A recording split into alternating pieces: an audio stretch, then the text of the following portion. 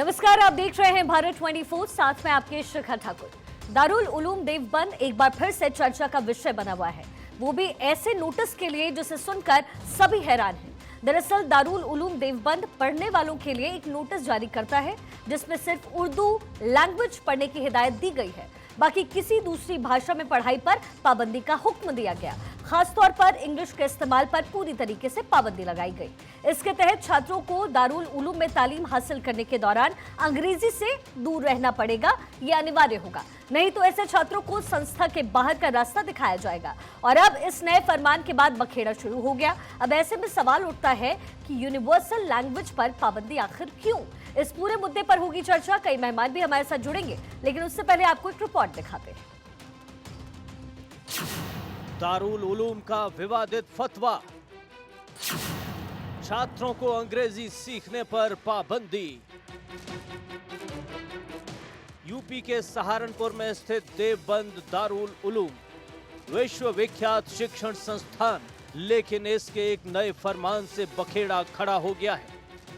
दारुल उलूम में तालीम हासिल करने के दौरान बच्चों को अंग्रेजी न पढ़ने का फरमान जारी किया गया है। यही नहीं, दारुल उलूम में कहा गया है कि दीनी तालीम के दौरान उर्दू, अरबी और फारसी के अलावा किसी और भाषा मसलन अंग्रेजी की शिक्षा न ली जाए।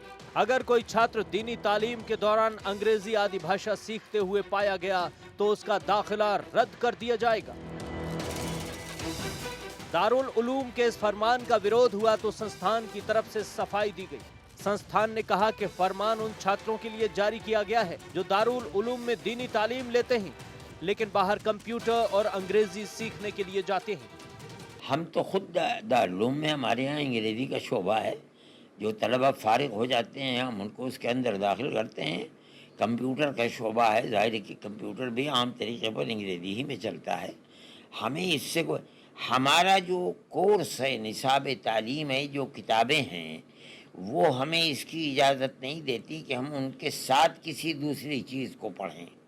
इसलिए कि हम 6 घंटे पढ़ाते हैं, जो हमने पढ़ाया है अगर उसको तालिब इल्म मगरिब के बाद या और इशा के बाद नहीं देखेगा तो वो कामयाब नहीं हो सकता है।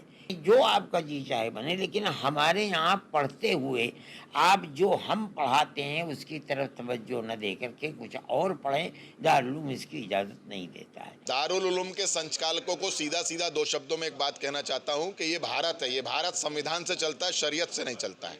भारत न फतवों से चलता है न शरीयत से चलता है। भारत अपने देश के संविधान में प्रदत्त शक्तियों के आधार पर, नियम कायदों के आधार पर चलता है। इस देश के अंदर रहने वाला नागरिक स्वेच्छा से हिंदी, अंग्रेजी, संस्कृत जो भी पढ़ना चाहे वो पढ़ेगा। किसी के द्वारा थोपे गए निर्णयों के आधार पर कोई निर्णय नहीं हो सकता। दारुल उलूम का ये फरमान विवादों में आ सकता है और इसकी वजह है सरकारें और कुछ राजनीतिक दल लगातार इस बात के पक्षधर रहे हैं कि मदरसों में बच्चों को उनके धर्म की तालीम के साथ साथ तकनीकी और आधुनिक शिक्षा भी मिले। यही नहीं, मांग यहाँ तक उठती रही है कि मदरसों में पढ़ने वाले छात्रों को मौलवी बनाने के अलावा डॉक्टर या वैज्ञानिक बनाने के लिए भी शिक्षा दी जानी चाहिए। लेकिन जिस तरह से दारुल उलूम ने अंग्रेजी पर बैन लगाया, वैसे में तो यही कहा जाएगा यहाँ पढ़ने वाले बच्चे कैसे दुनिया के दूसरे बच्चों से मुकाबला कर पाएंगे। Bureau report, Bharat 24। और चलिए, इसी मुद्दे पर लगातार चर्चा हम कर रहे हैं क्योंकि ये फरमान अब चर्चा का विषय बना हुआ है। हमारे साथ गेस्ट का एक बड़ा पैनल इस वक्त मौजूद। एक बार इंट्रोडक्शन आपका करा दें। मौलाना शहाबुद्दीन, मुस्लिम स्कॉलर, आप हमारे साथ मौजूद। उमेशानंद महाराज, धर्मगुरु, हमारे साथ स्टूडियो में मौजूद है। संजय मिश्रा साहब, राजनीतिक विश्लेषक, हमारे साथ मौजूद हैं। और इसके साथ ही अमित मिश्रा, हमारे कंसल्टिंग एडिटर, भी इस वक्त हमारे साथ मौजूद। सबसे पहले अमित, आपके पास आते हुए, जिस तरीके से ये फरमान जारी किया गया है, आपको पढ़ाई नहीं करनी, अंग्रेजी की पढ़ाई नहीं करनी, और फिर मुस्लिम्स की तरफ से, इस पूरे समाज की तरफ से कहा जाता है कि हमारे ऊपर दबाव बनाया जा रहा है, हमें दबाने की कोशिश हो रही है। लेकिन जिस तरह का फरमान जारी किया गया है, ये तो कहीं ना कहीं उन तमाम बच्चों को बांध कर रख देगा। वो कहाँ विश्व भर में जा पाएंगे? शिखा, उससे बड़ा ये मसला क्या है कि दारुल उलूम एक ऐसी संस्था है जो ये दावा करती है कि वो मुसलमानों के हक और हुकूक की लड़ाई लड़ती है और उसके सामाजिक ताने बाने को ऊपर उठाने की लड़ाई लड़ती है। लेकिन जो ये बयान है, जिस तरह से ये फतवे आज 2023 में जारी कर रहे हैं, वो बताने के लिए पर्याप्त है कि वो 15वीं 16वीं शताब्दी में ले जाना चाहते हैं अपने पूरे धर्म के अपने अनुयायी को। आज का समाज क्या कहता है? क्या मुस्लिम समाज में और मुस्लिम स्टूडेंट्स को, खासतौर से छात्रों को पढ़ने का हक नहीं है? क्योंकि आप जब मेन स्ट्रीम में रहते हैं, मुख्य धारा में आप जुड़ने की बात कहते हैं, और विभिन्न सरकारों पर यही दारुल उलूम हैं जो ये सवाल उठाते हैं कि हमारे हक के लिए लड़ाई नहीं लड़ी राजनीतिक पार्टियों ने, और ऐसे फतवे जारी कर कर वो खास तौर से एक पाबंद दायरे में बांधना चाहते हैं अपने ही समाज को। दकियानूसी विचारधारा इसे कही जाएगी कि आप इस विषय को पढ़ें और इसको ना पढ़ें। वो होते कौन है? सबसे बड़ा सवाल है। वो इस तरह की बात अगर कही जा रही है तो मुस्लिम स्कॉलर इसको कंडेम क्यों नहीं कर रहे हैं? मुस्लिम समाज में जो बुद्धिजीवी लोग हैं वो इसको उसकी मजम्मत क्यों नहीं कर रहे हैं? उसके खिलाफ क्यों नहीं खड़े हो रहे हैं? क्योंकि सिर्फ उर्दू पढ़ने या वैसी तालीम जिसका जिक्र वो कर रहे हैं, उससे आज के समय में दाल रोटी पर भी आफत है। तो आपको मेन स्ट्रीम में अगर आना है तो आपको जो मुख्य धारा की पढ़ाई है वो पढ़ाई पढ़नी पड़ेगी। और यही नहीं कि सिर्फ आप अगर मस्जिदों में या अपने उस जो पढ़ाई की जगह है उनकी वहां पढ़ रहे हैं तो आपके लिए भी कॉलेज हैं, आपके लिए भी स्कूल हैं। आपकी बच्चियां, आपके बच्चे बेहतर जिंदगी कैसे अख्तियार करें उसका हक उन्हें भी है, और उस दिशा में इनको सोचना चाहिए था, बजाय इसके एक फतवा जारी करके। तो ये अपने में कंडेम करने की चीज है। मौलाना शहाबुद्दीन, आप कंडेम करते हैं दारुल उलूम की तरफ से जो ये बातें कही गई है, जो ये फतवा जारी किया गया है, जो ये कहा गया है कि अंग्रेजी नहीं पढ़ेंगे स्टूडेंट्स, अंग्रेजी नहीं पढ़ेंगे तो उनकी जिंदगी में बदलाव कैसे आएगा? कहाँ देखते हैं आप अपने बच्चों को? फरमान जारी किया है, इसको फतवा नहीं कहा जा सकता। हाँ, इसको फरमान कह सकते हैं, आदेश कह सकते हैं। हम इससे सहमत नहीं हैं, हम इसकी हिमायत नहीं करते हैं। ये जो फरमान है ये सरासर बच्चों के मुस्तकबिल से एक तरीके से खिलवाड़ करने वाला है और उनकी तरक्की में बाधा है, उनकी तरक्की को रोकने वाला फरमान है। इस तरीके से दारुल देवबंद के जिम्मेदारान यहाँ के या वहाँ के मोहतमिम हजरात को इस तरह का पाबंदी बच्चों पे, तलबा पे नहीं लगाना चाहिए। जुबान जो है वो हर तरह की सीखना चाहिए, अरबी, फारसी, उर्दू नहीं, के ये आपकी मौलाना साहब ये तो बहुत अच्छी सोच है, मुझे खुशी हुई कि आपकी सोच ऐसी है, लेकिन ये विरोध करेगा कौन? क्योंकि अगर इस समाज की तरफ से किया गया विरोध, अगर ये सनातन की तरफ से किया गया इसका विरोध एंकर्स करते हैं या इस प्लेटफॉर्म पर हम करेंगे तो हमारा विरोध होगा। ये विरोध तो आप ही करेंगे या आपकी तरफ से किया जाएगा, आपकी कौम करेगी? मैं इसको बराबर विरोध कर रहा हूँ, बराबर जो है वो बयानात भी जारी कर रहा हूँ और लोगों से कह भी रहा हूँ कि मदरसों में हिंदी अंग्रेजी की तालीम जरूरी है। आज के तरक्की याफ्ता दौर में अगर बच्चों को अपने पैरों पे खड़ा होना है, खुद कफील बनना है, अपने घर परिवार खानदान की परवरिश करना है, तो उसके लिए जरूरी है कि मौलाना साहब बिल्कुल सही कह रहे हैं। क्या मदरसों में जो तालीम दी जाती है और जो मदरसे की तालीम है उस तालीम से कितना भला हो पाएगा स्टूडेंट्स का? क्योंकि अगर आपको मुख्य धारा में आना है, अगर आपके बच्चे भी इंजीनियर, डॉक्टर, आईएएस, आईपीएस बनते हैं तो वो तो वही पढ़ाई करेंगे ना जो सामान्य बच्चे कर रहे हैं। जो भारत के पढ़ाई लिखाई का जो एक पाठ्यक्रम बना हुआ है उस पाठ्यक्रम से ही उनको भी पढ़ना पड़ेगा। तो ठीक है कि आपके मदरसों में जो प्राइमरी एजुकेशन है उसकी तालीम आप दें, लेकिन जो मुख्य धारा की पढ़ाई है वो तो आपको करनी पड़ेगी। और आप मदरसों में भी इस चीज का रखें ख्याल कि वहां भी इस तरह की पढ़ाई हो। सिर्फ उर्दू या उस आलिम से तो काम चलने वाला है नहीं। बिल्कुल बात आपकी दुरुस्त है, सही है, और ये इंतज़ाम होना चाहिए। बहुत सारे मदरसों में इंतज़ाम है, अंग्रेज़ी और हिंदी की पढ़ाई होती है। देखिए आज के तरक्की याफ्ता दौर में अगर अंग्रेज़ी किसी को नहीं आती है या अरबी नहीं आती है तो इंटरनेशनल तौर पर वो कामयाब नहीं हो सकता। कोई भी हो, कहीं भी अगर जाए, यानी अगर फॉरेन कंट्री की बात करें तो वहाँ इंटरनेशनल भाषा जो है वो अंग्रेज़ी है और अरबी है। और अपने अंडर कंट्री अगर देख लें तो साउथ इंडिया में अंग्रेज़ी के बगैर काम नहीं चल सकता, नॉर्थ इंडिया में हिंदी के बगैर काम नहीं चल सकता। और आज के दौर में तरक्की के लिए ज़रूरी है कंप्यूटर एजुकेशन। तो जितने भी तलबा हैं मदरसे में पढ़ने वाले हैं, हर एक बच्चे को कंप्यूटर एजुकेशन लेकिन मौलाना साहब दारुल उलूम के इस फरमान को दुरुस्त कैसे किया जाए? अब सवाल तो यही है क्योंकि फरमान जारी किया गया, करना पड़ेगा बच्चों को।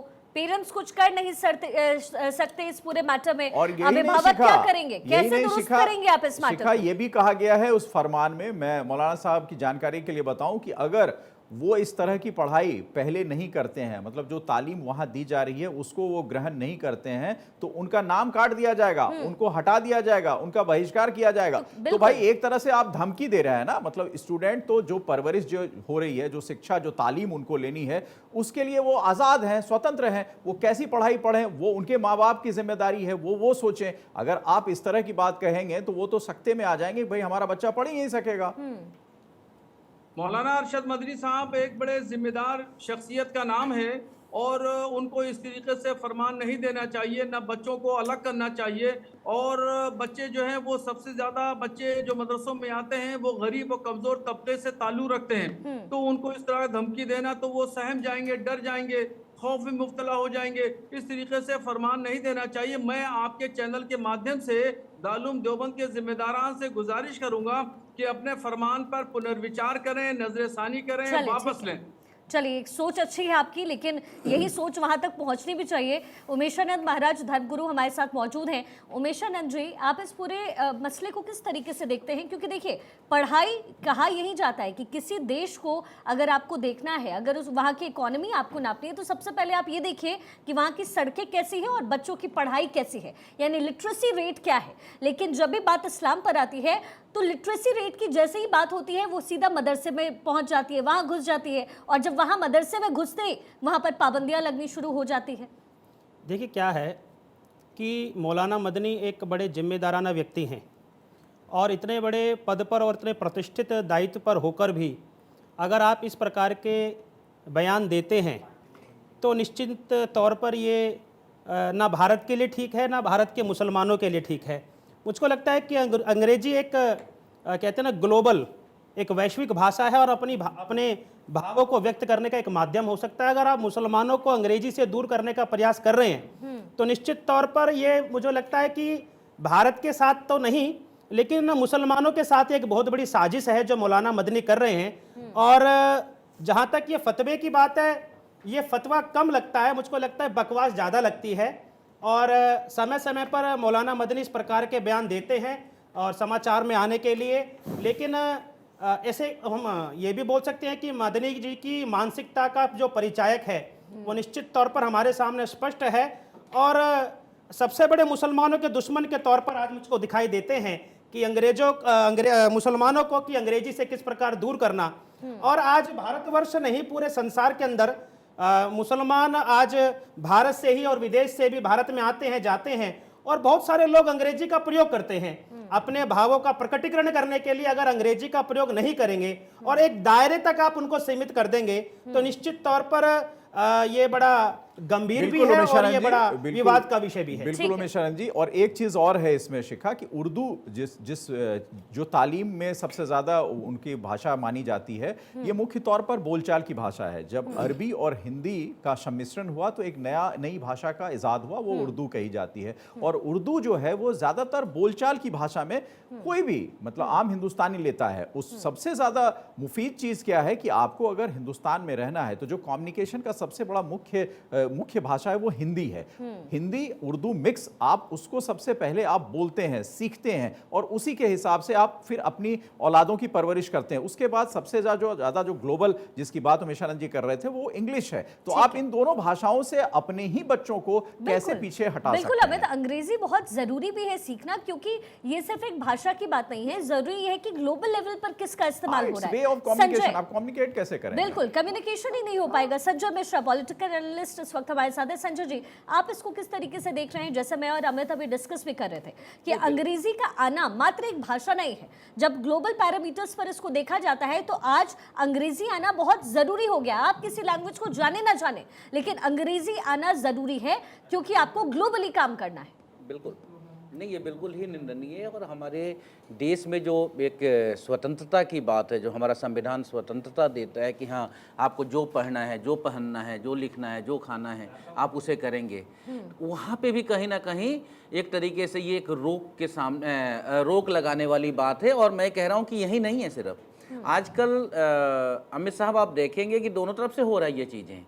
हम कहीं देखेंगे कि हमारे सनातन में भी कहीं गुरुकुल पे लेके जाया जा रहा है आजकल कि गुरुकुल होना चाहिए, गुरुकुल खत्म कर दिया गया है। तो कहीं उसके एवज में इस्लाम में ये कह रहे हैं कि नहीं भाई तुम इंग्लिश ही मत पढ़ो। भाजपा वाले कहेंगे नहीं, इंग्लिश से तो हमको नफरत है, इंग्लिश हमको पढ़ने की जरूरत नहीं है, हम अंग्रेजों को लेकर नहीं चलेंगे। हम देश को कहाँ लेकर जा रहे हैं? और धर्म में इतनी राजनीति, मैं समझता हूँ ये देश को बहुत ही पीछे लेके जाएगा। हमारे देश के भविष्य को, देश के भविष्य के लिए बहुत ही खतरनाक नहीं तो है। सज्जन जी, और आप मैं ये कह रहे समझ हैं कि ये राजनीति के तहत ये किया जा रहा है, ये अगर मैं समझ यस पाई मेरे आपकी मुझे बयान। मुझे मुझे एक टिप्पणी आशंका है, मुझे ये आशंका है कि कहीं ये भी राजनीति का मतलब हिस्सा किस तरह की है। राजनीति? और इस तरह की राजनीति यदि होती रहेगी तो शिखा जी देश के लिए, देश के नौजवानों संजय के जी, लिए बहुत ही खतरनाक कैसे है। राजनीति, मैं इसको थोड़ा मैं आप बाइफर्केट करेंगे तो मेरे लिए आसान होगा समझना, किस तरह की राजनीति? बात है ना कि मैंने तो कहा ना, अब ये तो स्पष्ट कर दिया कि एक पक्ष कह रहा है गुरुकुल नहीं है, गुरुकुल बनाओ, गुरुकुल बनाओ, तो ये कह रहे हैं कि भाई ठीक है तुम इंग्लिश मत पढ़ो, तुम सिर्फ इस्लाम पढ़ो, जो हम पढ़ाना चाहते हैं वो पढ़ो। क्यों पढ़ो भाई? लेकिन इसमें दोनों जा कौन तरीके, रहा है दोनों संजय जी? तरफ से इसमें तो उन बच्चों का भविष्य जा रहा है, इसमें राजनीति भविष्य चल जा रहा रही है। भविष्य नहीं जा रहा है। शिखा जी, इसमें भी जा रहा है। हाँ। जहाँ पे आप इंग्लिश ग्लोबल की बात आप कर रही हैं, तो गुरुकुल में इंग्लिश पढ़ाइएगा क्या? नहीं, गुरुकुल कहाँ चल रहा है? चल नहीं रहा है, मांग की बात कर रहा मांग हूँ। की यहाँ बात पे भी दूर है, इन्होंने ये दूसरी मदरसे तो सबसे चल रहे हैं दूसरी साहब। सबसे बड़ी बात है कि ये जो फतवे, ये जो फरमान जारी होते हैं, ये तो नवाबों के समय, राजाओं के समय होते थे। अभी इस डेमोक्रेटिक सिस्टम में जहां संविधान सबसे बड़ा हमारा आईना है, जहां हम देख के उसको जीते हैं, और लोकतांत्रिक देश में यहाँ ऐसे फरमान, ऐसे फतवों की क्या जगह है? कभी आपने सुना होगा चुनाव में भी फतवे जारी होते थे। एक बड़े नेता हैं मुस्लिम संप्रदाय के, वो फतवे जारी कर देते थे कि अमुक पार्टी के पक्ष में आपको फैसले लेने हैं। तो आप मतलब आपने एक सीमित दायरा बना दिया ना अपने ही धर्म के लोगों को, फिर आप कहते हैं विकसित नहीं है। अमित साहब, अभी मौलाना साहब को आपने सुना, वो कह रहे हैं कि मैं विरोध कर रहा हूं, और इस तरह से हो सकता है कि सभी मुस्लिम समाज के लोग विरोध कर रहे हों। नहीं, मुस्लिम समाज के विरोध ही नहीं, इनको तो सड़कों पर आना चाहिए। बिल्कुल अगर आना चाहिए। अपने हक और हुकूक की लड़ाई इनको लड़नी है, अगर अपने महिलाओं को इनको शिक्षित करना है, और मुख्य जो अल्पसंख्यक वर्ग ये अपने आप को कह रहे हैं और बहुसंख्यक वर्ग के समकक्ष इनको खड़ा होना है, तो मुख्य धारा में आने के लिए इनको लड़ाई लड़नी चाहिए। भाई ऐसे बयान देने वाले आप कौन होते हैं? आप हो सकते हैं दारुल उलूम के कोई प्रतिष्ठित व्यक्ति हैं, लेकिन समाज में आपके बयान की जितनी आलोचना होनी चाहिए वो कम है, और आपने समाज की ठेकेदारी लेने का दायित्व तो कैसे लिया है? आप प्रतिष्ठित व्यक्ति समाज के इसलिए क्योंकि समाज ने आपको बनाया है, वहां पे बैठाया, इसलिए आप प्रतिष्ठित व्यक्ति हैं, और बच्चों की भविष्य आपके हाथ में है। यदि बिल्कुल, आज यही यदि तो मैं संजय जी तब से कह रही हूँ कि विरोध कर देने से नहीं होगा, लोगों को आगे आना पड़ेगा, और ये इनके ही समाज के लोग होंगे जो आगे आएंगे, नहीं तो फिर यही कहा जाएगा कि ये तो पूरी राजनीति हो रही है। रामनीश वत्स, राजनीतिक विश्लेषक भी हमारे साथ इस वक्त स्टूडियो में मौजूद है। रामनीश जी, आप कैसे देख रहे हैं इस पूरे मसले को? देखिए, ये बात तो क्लियर हो चुका है कि अगर कोई जा रहा है इसमें तो वो बच्चे हैं, उनका वो भविष्य है जो मदरसे में पढ़ रहे हैं। और एक और बात अमित, ये गौर करने वाली बात है कि वो बच्चे बाहर जाकर के कंप्यूटर और अंग्रेजी के क्लासेस लेते थे, और शायद इसी वजह से ये फरमान जारी किया गया। यानी बच्चों को पढ़ने का हक नहीं है, बच्चों को बढ़ने का हक नहीं है, क्योंकि वो अगर पढ़ेंगे तो उनको सच्चाई समझ में आ जाएगी। यही हो सकता है ना रामनीश जी? जी शिखा जी, सबसे पहली बात है कि धर्म, भाषा और संस्कृति को आप संकीर्णता से के साथ आप जोड़ नहीं सकते। और आप देखिए कि जिस दारुल उलूम का जो ये आप देखिए जिस तरह के फरमान जारी किए जाते हैं, इसके पहले भी 3-4 बच्चे ने यदि दाढ़ी कटवा ली उसके लिए उसको निष्कासित कर दिया गया था। आज एक भाषा देखिए ना, जैसा कि हम सब जानते हैं कि उर्दू, अरबी और मतलब अरबी और फ़ारसी दोनों मिलकर के उर्दू शब्द ये भाषा निकली है, और ये तीनों भाषा को आप प्राथमिकता दे रहे हैं दारुल उलूम के माध्यम से, देवबंद के माध्यम से, मदरसों में। लेकिन क्या अंग्रेजी, हिंदी और संस्कृत, इन सब भाषाओं, चूँकि भाषा क्या है, एक माध्यम है किसका, तो ज्ञान का। और आगे आने वाले समय में जब बच्चे वो तैयार होते हैं, जब वो जॉब के लिए जाएंगे, तो उनको यदि आप इससे आप देखिए बेदखल कर देंगे, यदि इन भाषाओं को नहीं सीखेंगे, तो आप यदि आप डीएम बन जाते हैं, यदि आप चाहते हैं कि देवबंद से निकले हुए जो हैं हमारे बच्चे वो डीएम बनते हैं, तो वो अपने जिले में ही यदि अंग्रेजी भाषा को, हिंदी को या किसी और चीज को यदि वो कर देते हैं, तो आप देखिए किस तरह का प्रभाव आएगा। मैं तो ये जानना चाह रही हूँ कि पढ़ाई का कितना स्तर है, वही मैं कितना स्तर है रामनीश जी जो कि उर्दू में अवेलेबल है। मैं तो ये समझती हूँ अमित कि 12th के बाद, 12वीं करने के बाद मैक्सिमम चीजें जो है वो अंग्रेजी में अवेलेबल है, और डीएम बनना है, आईएएस आईपीएस पढ़ना है तो आप तो भूल ही जाइए। और दूसरी बात है ऋषिका की जो क्षेत्रीय दल हैं, अगर आप कर्नाटक, तमिलनाडु, केरल की बात करें, जिनके ऊपर लगभग ये आरोप लगता है कि भाषाई राजनीति करते हैं, वहां भी क्षेत्रीय भाषा के अलावा हर भाषा को पढ़ने की इजाजत है। और ये कहीं बंदिश नहीं है कि आप ये भाषा नहीं पढ़ सकते हैं। क्षेत्रीय भाषा का ज्ञान रखिए कक्षा 6ठी 7वीं 8वीं तक, और उसके बाद जो मुख्य धारा की भाषा है, क्योंकि वहां की सरकारें जानती हैं, वहां के लोग जानते हैं, इसलिए केरल आप देखिए सब कुछ के बावजूद लिटरेसी रेट में सबसे ज्यादा है।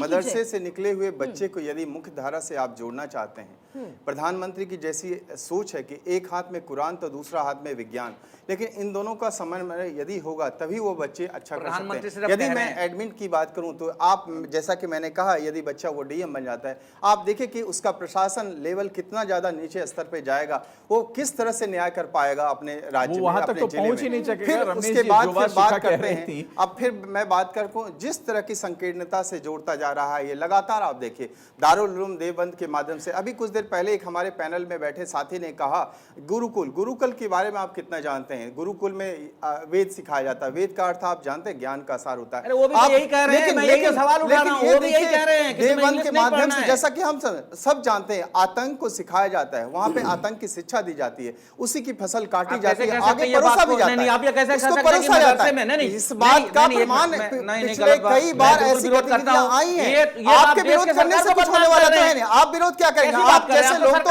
मौलवी और मुज्जिबिन को, ये लोग क्या है, आप देखिए, आप जानते हैं अरविंद केजरीवाल उनको पेंशन देते हैं। लेकिन रमेश जी अभी सवाल गुरुकुल का है ही नहीं। रमेश जी अभी मैं उन सवालों पे बिल्कुल नहीं जाना चाहता हूँ। मैं सवाल अभी गुरुकुल का है ही नहीं।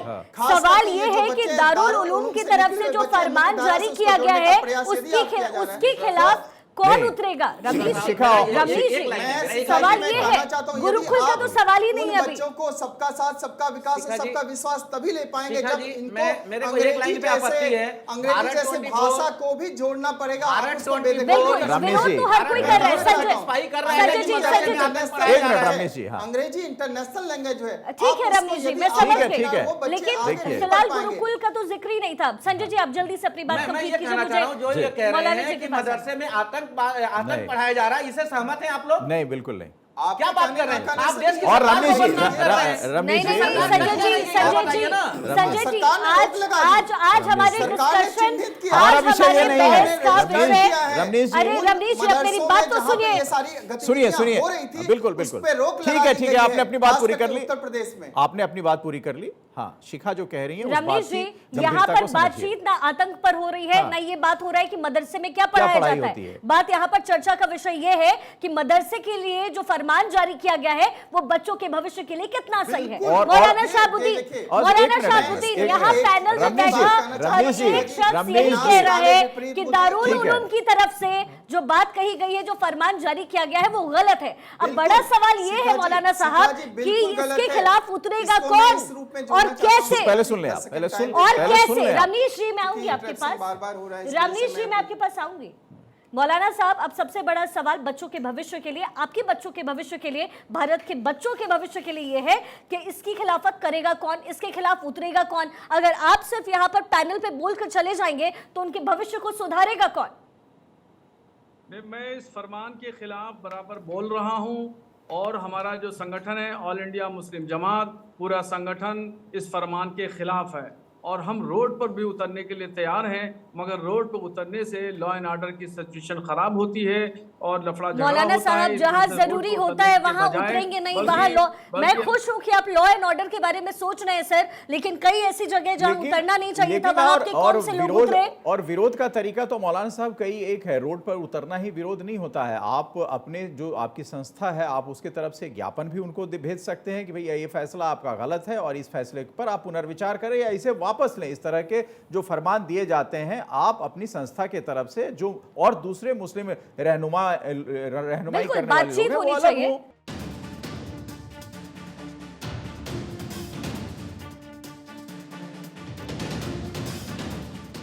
देखिए, दारुल उलूम की तरफ से फरमान जारी किया गया है कि मदरसों में पढ़ने वाले बच्चों को अंग्रेजी की शिक्षा नहीं लेनी है, और अगर वो ऐसा करते हैं, यानी बाहर जाकर अगर वो अंग्रेजी या फिर कंप्यूटर साइंस सीखते हैं तो उन्हें तुरंत निष्कासित कर दिया जाएगा, यानी उनका नामांकन रद्द कर दिया जाएगा। वैसे में बड़ा सवाल ये उठता है कि दारुल उलूम की तरफ से ये जो फरमान जारी किया गया है वो कितना सही कितना गलत, और अगर ये गलत है तो फिर इसके खिलाफ कौन उतरने वाला है। लगातार हम इसी मुद्दे पर चर्चा कर रहे हैं। एक बार फिर से आपका हम इंट्रोडक्शन करवा दें। हमारे साथ गेस्ट का बड़ा पैनल मौजूद, मौलाना शहाबुद्दीन मुस्लिम स्कॉलर मौजूद, उमेश आनंद महाराज हमारे साथ, धर्मगुरु मौजूद, संजय मिश्रा साहब आप हमारे साथ मौजूद, साथ ही रामनीश वत्स राजनीतिक विश्लेषक हमारे साथ मौजूद, और अमित मिश्रा हमारे कंसल्टिंग एडिटर हमारे साथ मौजूद हैं। मौलाना साहब, अब आपके पास एक बार फिर से वापस आते हुए, देखिए चर्चा हो गया, यहाँ पैनल में बैठा हर एक शख्स यही कह रहा है कि दारुल उलूम की तरफ से ये जो फरमान जारी किया गया है वो पूरी तरीके से गलत है। अब बड़ा सवाल ये उठता है कि उन बच्चों के भविष्य के साथ जो खिलवाड़ मौलाना मदनी कर रहे हैं, मौलाना मदनी साहब को ये समझाएगा कौन और कैसे। अब आप मुझे बस ये बता दीजिए कि टेलीविजन के अलावा, यहां बैठ करके बताने के अलावा आपकी तरफ से क्या किया जाएगा, कैसे बच्चों के भविष्य को आप बचाएंगे। देखिए, पूरे हिंदुस्तान में हजारों की तादाद में मदरसे हैं और वो मदरसे अपने अपने हिसाब से अपने अपनी संस्थाओं के माध्यम से चलते हैं, और ये तमाम लोग यानी अक्सरियती तादाद इसमें ये है जो दारुल उलूम देवबंद के इस मौक़िफ़ और इस नज़रिए के ख़िलाफ़ है, और वो दारुल उलूम देवबंद के इस फरमान को नहीं मानती है। और जहाँ तक समझाने की बात है तो मौलाना अरशद मदनी साहब से और बहुत सारे जो उलमा हैं उन लोगों से बात की जाएगी, ज़िम्मेदारान हैं दारुल उलूम देवबंद के, उनसे भी बात की जाएगी और उनको समझाने की कोशिश की जाएगी कि इस तरीके से फरमान लागू ना करें, बच्चों को हिंदी, अंग्रेज़ी, कंप्यूटर एजुकेशन भी दें ताकि वो तरक्की के दौर में सबके साझेदार, सबके शरीक बने और उनके मुस्तकबिल को रोशन किया जा सके। बिल्कुल मौलाना साहब, एक बात मैं जानना और समझना चाहूँगा आपसे, ये जो मदरसे हैं इसमें जो तालीम दी जाती है इसकी कोई क्लास होती है? कितने वर्ग, कितने कक्षा तक, कितने क्लास तक यहाँ से बच्चे जब पढ़ के निकलते हैं तो कितनी पढ़ाई तक कर सकते हैं?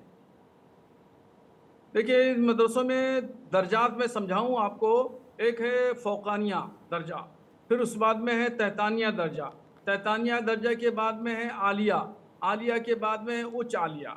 तो बहुत सारे ऐसे मदरसे हैं ठीक है, मैं समझ गया। लेकिन अगर आपको सर्टिफिकेट लेना है 12वीं की, 10वीं की, कॉलेज के ग्रेजुएशन की, तो वो तो मदरसा दे नहीं रहा है।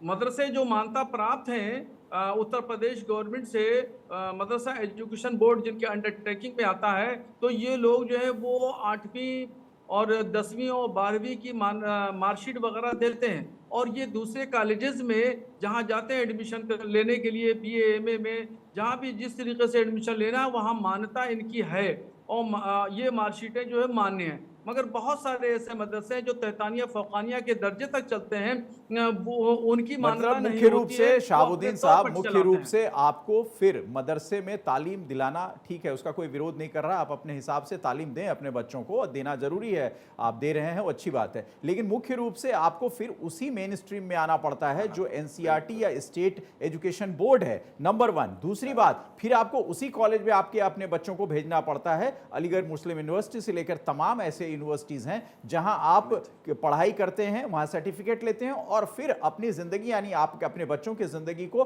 उस स्तर पर ले जाते हैं जहां वो कंपटीशन फेस कर सकें। तो ये एक प्रायोरिटी है कि आपको मुख्य धारा से जोड़ना पड़ेगा अपने बच्चों को। मदरसे का कॉन्सेप्ट अच्छा हो सकता है, बुरा हो सकता है, वो आप जाने, लेकिन सबसे बड़ी बात है मेन स्ट्रीम में जोड़ने के लिए आपको भी तो बच्चों को उसी दिशा में भेजना पड़ रहा है जिसमें सामान्य बच्चे पढ़ रहे हैं। और दूसरी बात, जो मुस्लिम समुदाय के लोग पैसे वाले हैं, जो कॉन्वेंट स्कूल में अपने बच्चों को भेज रहे हैं, क्या ये इनका फतवा, इनका फरमान वहां लागू होगा? अगर नहीं लागू होगा तो ये शून्य है। मुसलमानों में 2 तबके हैं, एक गरीब तबका, जो गरीब तबका है वो अपने बच्चों को मदरसों में भेजता है, और जो अमीर तबका है वो मदरसों में नहीं भेजता है, वो स्कूलों में। क्यों मौलाना साहब, क्यों नहीं भेजता? वहां तो आपके धर्म की बातें बताई जाती हैं, वो तबका अपने बच्चों को क्यों नहीं भेजता? तो इसका मतलब वो आपके धर्म को चैलेंज करता है। क्यों नहीं भेजता मौलाना साहब, प्लीज? यहाँ पर मदरसों के पढ़े हुए बच्चों को रोजगार नहीं मिल पाता, क्यों? आगे तरक्की नहीं और कर पाते। अब मिल जाएगा। क्योंकि यहाँ पर अब आप मदरसों में देखिए, आपने हिंदी जवाब खुद दे दिया, के साथ खिलवाड़ क्योंकि अंग्रेजी नहीं भविष्य के पढ़ाई साथ जाती। खेला जाता है। दो तबके हैं, एक पढ़ा लिखा तबका है, दूसरा जो पढ़ा लिखा नहीं है, और जो जाहिर तौर पर गरीबी है वो अपने बच्चों को इसलिए भेजता है क्योंकि उनके पास कोई ऑप्शन नहीं है। जो पढ़ा लिखा तबका है वो भेज ही नहीं सकता, क्योंकि उनको पता है कि सिर्फ धर्म का आप खेल खेलेंगे। कॉन्वेंट स्कूलों में जो पब्लिक सेक्टर के चलाए जा रहे स्कूल हैं, उनकी फीस बहुत है, उनकी किताबों का बोझ बहुत है, और किताबों का बोझ होने की वजह से अब वो मुसलमान, गरीब मुसलमान है, उनकी फाइनेंशियल पोजीशन बहुत कमजोर है, वो लोग इस वजह से भाई, कम ढेर से सारे कम आगे तो उनके भविष्य को तो सर मजबूत मौलाना करिए। साहब, राज्यों ने ढेर सारे ऐसे स्कूल खोले हैं जहां फ्री एजुकेशन है। हाँ, तो वहां भी, और मैं जानता हूं कि मुस्लिम अगर परिवार पढ़ाई के प्रति प्रतिबद्ध है तो वो मदरसों में भेजने के अलावा उन स्कूलों में भी भेजता है अपने बच्चों को, और फ्रॉम द डे वन, मतलब वो पहली कक्षा जो शुरू होती है वहां से ही भेजना शुरू करता है। तो ये तो आपका तर्क ही गलत है कि वो गरीब बच्चे हैं। हाँ, धर्म के प्रति जागरूकता के लिए जा सकते हैं मदरसे, वहां की तालीम अच्छी है, लेनी चाहिए, लेकिन जो मेन स्ट्रीम है उसमें आप कैसे रोक सकते हैं उसको? एक मरतबा किसी मदरसे में आके देखिए और मुआयना करिए, और ये बैठ के देखिए कि उनकी मदरसे में जो पढ़ाया जाता है, जिस तरह का सिलेबस है, जिस तरह का स्ट्रक्चर है वहाँ पे, उसके लिए आप जानिए, आप जिम्मेदार हैं। लेकिन मुझे ये लगता है ये अपने आप में आप जिम्मेदार या आप उनके ऊपर और ही इसमें मदरसा एजुकेशन बोर्ड भी जिम्मेदार है, गवर्नमेंट का आमला भी जिम्मेदार है कि वो इसके स्ट्रक्चर को सही से खड़ा नहीं कर पाता, उसकी तामीरी और उसकी तालीमी हालत को सुधारने के लिए कोशिश नहीं करता। इसमें मदरसा एजुकेशन बोर्ड भी जिम्मेदार है। हाँ बिल्कुल, आपकी बातें बिल्कुल ठीक है, लेकिन मेरा सवाल घूम फिर के वहीं आता है कि इसे सुधारेगा कौन? रमनीश जी, रमनीश वत्स, आप कुछ कह रहे हैं? शिखा जी, मैं कहना चाह रहा हूँ कि हर वो मौलाना, हर वो मौलवी जिम्मेदार है जो मदरसे से निकला हुआ है। यदि आपको लगता है कि मेन स्ट्रीम से जोड़ना चाहिए, यदि आपने इतनी समझ विकसित कर ली है कि नहीं, जो गलतियाँ पिछले समय में हुई है, जो कांग्रेस ने 70 साल के में किया है इन लोग मुसलमानों के साथ लटकाना, झटकाना और अटकाने के बाद, लेकिन मोदी जी का वो नहीं है। वो उनका तो कहना है, उनका कहना है कि जो है सबका साथ और सबका विकास, सबका विश्वास और सबका प्रयास। तो प्रयास तो इनको भी करना पड़ेगा। मौलाना को मैं चाहता हूँ वो तमाम, यदि आप मेन स्ट्रीम से जोड़ना चाहते हैं तो आप सड़क पे निकलिए ना, उसके लिए विरोध आप क्यों नहीं करते? आप निकलिए, आप एडमिनिस्ट्रेशन का मदद लीजिए, प्रशासन का मदद लीजिए, आपको सामने आना चाहिए, क्योंकि भविष्य की बात है, भविष्य के साथ खिलवाड़ करने की बात है। आप यदि उसको विज्ञान के साथ, हिंदी के साथ, संस्कृत के साथ यदि महरूम रखेंगे, आज देखिए दुनिया कहां से कहां चली गई। आज हमारा भारत देखिए देश कहां से कहां चला गया विज्ञान के क्षेत्र में। हर दिन नई नई तकनीकी का उपज कर रहा है भारत। आज वो भारत देखिए चांद पे हम पहुंचने जा रहे हैं। आप अंग्रेजी से महरूम कर देते हैं, आप विज्ञान से महरूम कर देते हैं। आप बताइए, मौलवी और मौलाना बना करके आप क्या साबित करना चाहेंगे? वो तो... आप अभी आपने मौलवी के देखा, अभी कुछ दिन पहले की बात है, गाजियाबाद में एक मौलवी पकड़ा गया था ना, जो धर्म परिवर्तन करवा रहा है, किसके? एक मोबाइल ऐप के माध्यम से। तो यही आप चाहते हैं? ये आप क्या चाहते हैं? सिर्फ और सिर्फ नफरत को पैदा करना, नफरत ही बांटना। मैं चाहता हूं कि यदि मदरसे के माध्यम से देश की सेवा करना चाहते हैं, मदरसे में मैं जानता हूं कि कुछ दिन पहले जनगण राष्ट्रगान में भी पाबंदी लगाई गई थी, राष्ट्रगान बच्चे नहीं गाते थे। तो मैं चाहता हूं कि यदि मुख्यधारा से आप जोड़ना चाहते हैं, यदि आप उनके भविष्य को संभालना चाहते हैं, तो आप उनको एक तालीम दीजिए। ठीक है, ठीक है रमनीश जी, लेकिन एक चीज आपको जरूर बताऊंगा यहाँ रोकते हुए कि इसी तालीम, कहां से लेके आए? रमनीश जी जॉब सिक्योरिटी कहां से लेंगे उन बच्चों के लिए? 12वीं के बाद आप कॉलेज में जाते हैं, आप अच्छे एजुकेशन के लिए जाते हैं, हायर एजुकेशन के लिए जाएंगे, फिर से आपको अंग्रेजी पढ़नी पड़ेगी। मुल्क को आजाद कराया है, लगातार ये बच्चों को, उन बच्चों को अंग्रेजी से महरूम कर दिया गया, और हायर एजुकेशन के लिए इंग्लिश उसके सामने आ गया, अंग्रेजी भाषा। तो बच्चे क्या करेंगे? पढ़ पाएंगे? ठीक है, ठीक है, पढ़ाई नहीं कभी। ठीक है रमनीश जी, लेकिन एक चीज आपको और यहाँ बता दें, आप इल्जामों से काम नहीं चलेगा। इल्जाम नहीं, मैं सॉल्यूशन की बात करता हूँ, समाधान की बात करता हूँ। देखिए, हम समाधान की बात करते हैं, आप प्रॉब्लम क्रिएट करना जानते हैं, आप सब प्रॉब्लम क्रिएट करना जानते हैं। अरे आपने कहा था अल्लाह के अलावा किसी और की इबादत करना हराम है, लेकिन हम तो ये बहस नहीं है, ये बहस नहीं है, आप इस विषय पर ना जाएं, मैं चाहता हूँ ये नहीं है, इस विषय पर ना जाएं, इस विषय पर ना जाएं आप।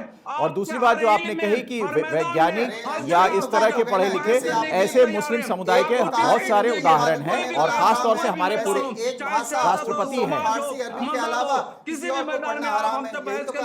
चलिए ठीक है मौलाना साहब, रमनीश जी अब दूसरों को भी बोलने का मौका देते हैं। उमेशानंद महाराज, आप कुछ कहना चाह रहे हैं?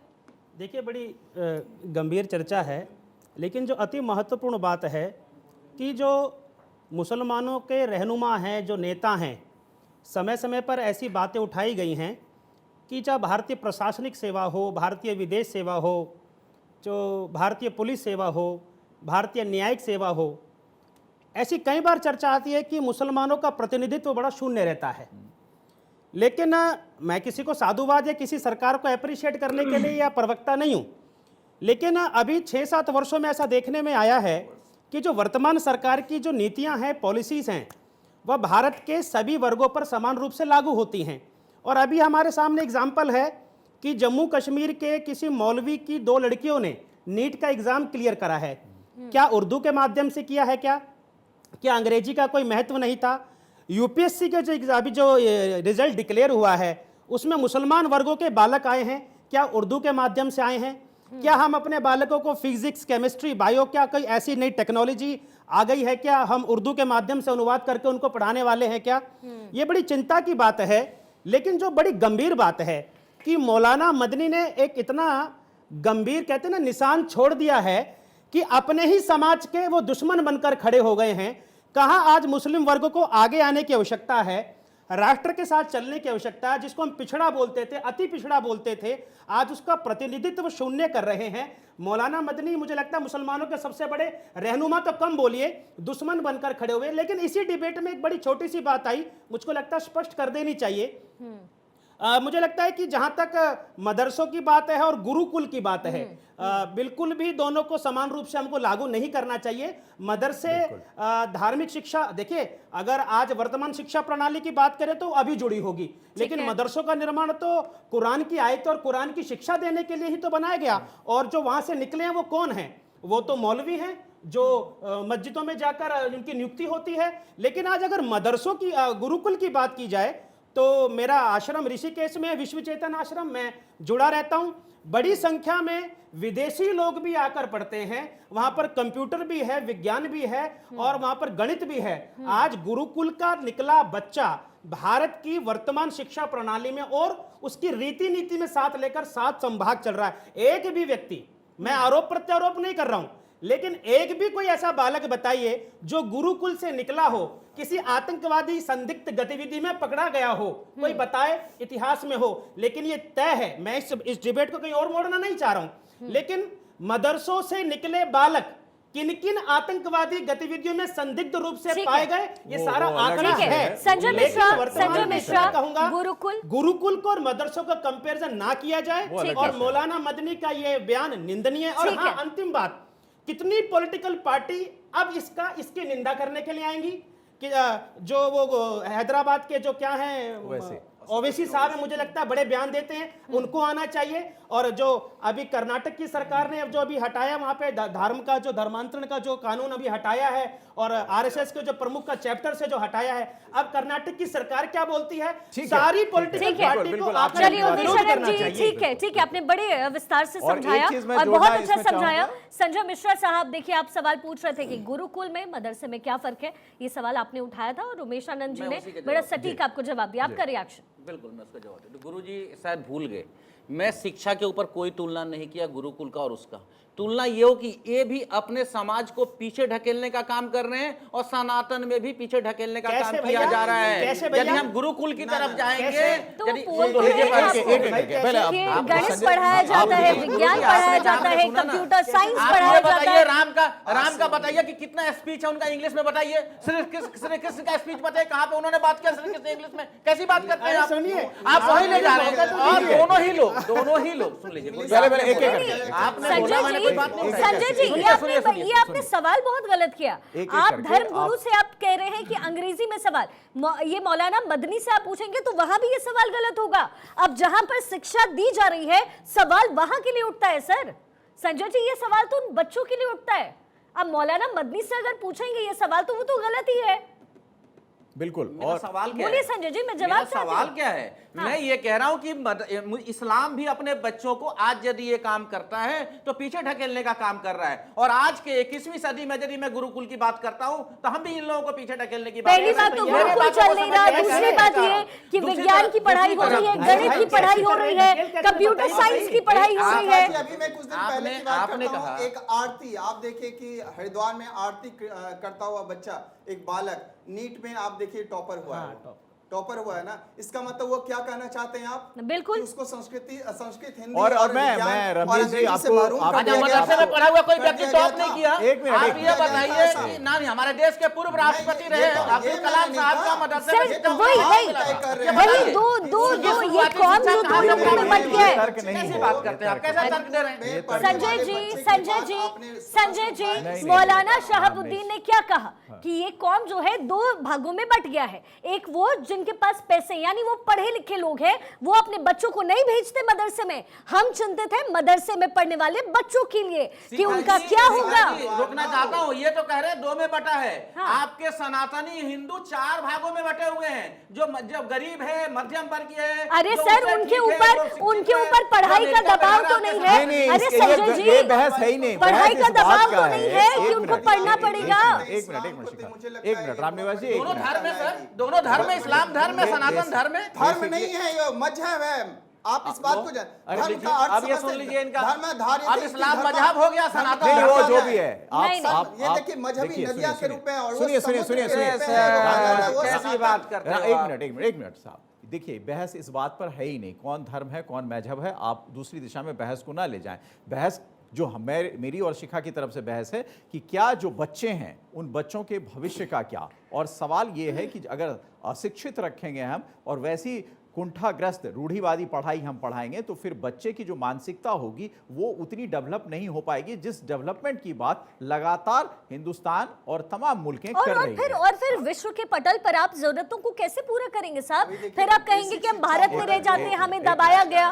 दबाया कैसे गया सर? आपके अपने कौम वालों ने दबा दिया क्योंकि आपको अंग्रेजी की तालीम दी नहीं जा रही, कंप्यूटर साइंस आप सीख नहीं सकते। और सबसे बड़ी बात हमें तो ये उन बच्चों के साथ हो रहा है जिनके पास बाहर जाकर के वो शिक्षा ले नहीं सकते, गरीब है, उस तबके के लिए कौन आवाज उठाएगा? और दूसरी ये एक सवाल है ना। और दूसरी बड़ी बात उसे है शिखा कि अगर ये फतवा है तो ये पूरे इनके कौम पर तो लागू होगा नहीं। ये सिर्फ उनके दबे कुचले जो पीड़ित लोग हैं जो इनकी बातों में आ सकते हैं, जिन पर ये अपना प्रेशर डाल सकते हैं, वही हो सकता है। क्योंकि जो अमित बड़े वो लोग तो हैं, पहले ही अलग हो गए ना। कहा यही तो जाता है ना कि वो लोग तो पहले ही अलग हो गए जिनको पता है कि यहाँ मदरसे में अपने बच्चों को नहीं पढ़ा सकते। मैंने ना मौलाना साहब से ही तो सवाल पूछा कि क्यों नहीं पढ़ाते, क्योंकि उनको धर्म की पढ़ाई नहीं करवानी, क्योंकि उनको पता है कि भविष्य ऐसे नहीं चल सकता। और इससे शिखा, कोई मैं तो फायदा कहना है नहीं। चाहूंगा इन सारे बच्चों, इसी तमाम पे बच्चों सवाल को मैं उठा साथ में रहा हूं आना कि यहाँ भी चाहिए वही काम है। और फतवा यहाँ यदि भी यही जारी काम हो होना रहा चाहिए है। तो ऐसे उलेमा जितने हैं ना, मौलाना और मौलवी, इन जैसे के ऊपर फतवा जारी करनी चाहिए और उन बच्चों को करना चाहिए। नहीं, फतवा का जो तो उनके देखिए भविष्य के साथ खिलवाड़ कर रहे हैं। कोई औचित्य ही नहीं होता है इस युग में। कोई मानता नहीं, नहीं है। वो अपने मन को खुश करने के लिए कोई फतवा कोई फरमान जारी कर ले, वो उनकी खुशी हो सकती नहीं, है। उनके कोई भविष्य नहीं के साथ मानता यदि है आप क्योंकि कुठाराघात अगर करें ये तो मुझे चर्चा में लगता है ये उनको तो विषय दरकिनार चर्चा में आ कर गया। देना अच्छा, चाहिए। इसे फतवा मानते हैं अमित जी। मान्यता ही एक खत्म मेरे कर पास देनी है, चाहिए। शंकराचार्य वासुदेवानंद सरस्वती जी कहते हैं, ये 16 का उनका स्पीच है कि 10 बच्चे पैदा करे हिंदू।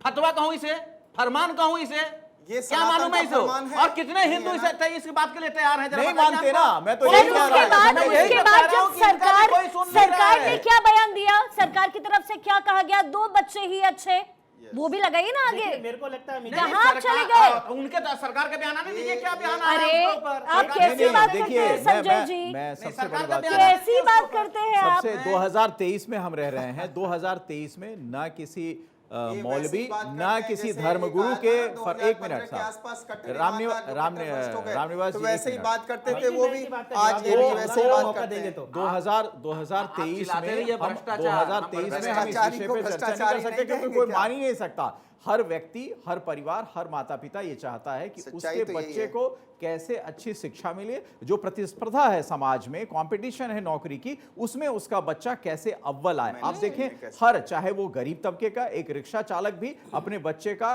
के लिए ख्वाब देखता है और पूरा भी होता है कि वो आईएएस बने। कई ऐसे उदाहरण भी हैं समाज में। तो उससे इसको सीमित मत कीजिए, सीमित इस बात को कीजिए और इस बात की कड़े शब्दों में मजम्मत इस मंच से भी होनी चाहिए कि ऐसे जो मौलाना हैं, ऐसे जितने धर्मगुरु हैं जो समाज की ठेकेदारी करते हैं और फतवा फरमान या इस तरह की टिप्पणी समाज के लिए करते हैं, वो गलत हैं और उनका फरमान उन्हीं को मुबारक। क्योंकि वो किसी अभिशाप से कम नहीं है। उमेश आनंद जी, मेरे तरफ से पूरा विरोध है, इस मंच से भी और बाहर भी, जहां भी आवश्यकता होगी विरोध करने की, चाहे वो सनातन धर्म की तरफ से किया जा रहा हो या इस्लाम धर्म से किया जा रहा हो या बौद्ध धर्म से हो या ईसाई धर्म। बार बार सनातन धर्म का प्रयोग करना, मैं सनातनी हूँ सर, मैं अपनी पीड़ा बता रहा हूँ। अरे आप मैं सनातनी हूँ, लेकिन मुझको लगता है कि आप किसी प्रकार की कुंठा से ग्रसित हैं। आपने किया होगा फिर, आपने किया होगा फिर, आपने किया होगा। वासुदेवानंदाचार्य ने, देखिए सुनिए, कोई भी धर्म हो, किसी भी धर्म का धर्मगुरु हो, जो समाज के विरुद्ध होगा, संस्कृति और सभ्यता राष्ट्र के विरुद्ध होगा, उसकी आलोचना सब करने वाले हैं।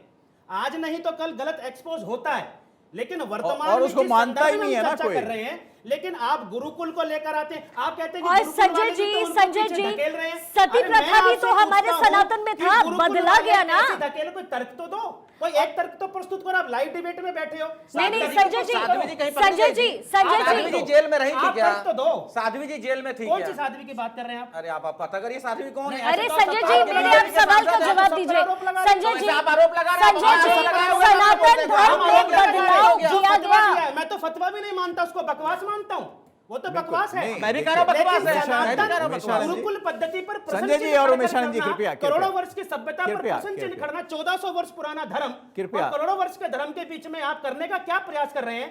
मुझको लगता है गुरुकुल और सनातन के बारे में आप हरिद्वार जाइए और कई वर्ष लगाकर मैं अध्ययन आपके कीजिए, सामने तो यहाँ 5 पर लोगों आकर को लाता हूं चर्चा अमित जी। कीजिए। नहीं, मैं नहीं, भारत 24 के सामने लाइए, बोलता हूं, 5 लाइए। विद्वान को लाता हूं, उसे सेंट्रल गवर्नमेंट की लेकर नौकरी आइए, दिलवाइए, लेकर जिसे आइए। पूरा ज्ञान उमेश है, आनंद जी, नहीं एक होता है मिनट, उसके। बहस की शालीनता, बहस की शालीनता, दोनों अलग चीजें हैं, विद्वता अपनी जगह है। संजय जी, बहस की शालीनता बरकरार रहनी चाहिए।